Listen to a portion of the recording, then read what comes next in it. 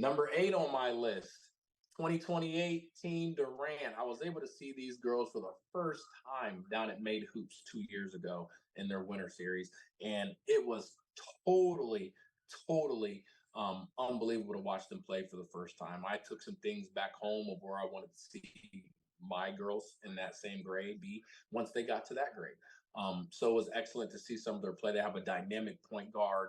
She's a mix-up artist, gets downhill very easy, can shoot, and plays with a good aggressive tenacity on defense. So really enjoyed watching them play. They've since have gotten some other good players from some other teams in that Maryland, Jersey, DC area. But all these girls can go. I've seen them, on the other team they came back before. We'll do some more player breakdowns of Team Durant because they have a lot of little good players we're going to have to talk about.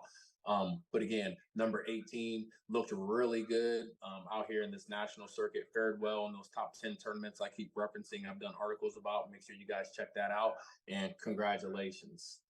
Rounding out the top 10 teams here is Palisades Elite, Wisconsin Flight Elite, and True Texas Hoops.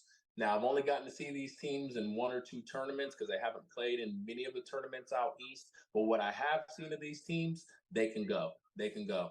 Palisades Elite, believe they did extremely well during the ladies' ball. Wisconsin Flight Elite did extremely well at the beginning of the year at April Showers and continued to play well throughout the summer at different Midwestern sites.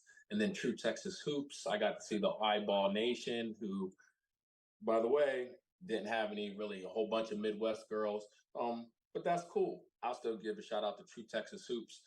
I imagine a number of the girls were on that list. I even saw that team mentioned, and I can say wholeheartedly, legit. That's a legit top 10 team in the country.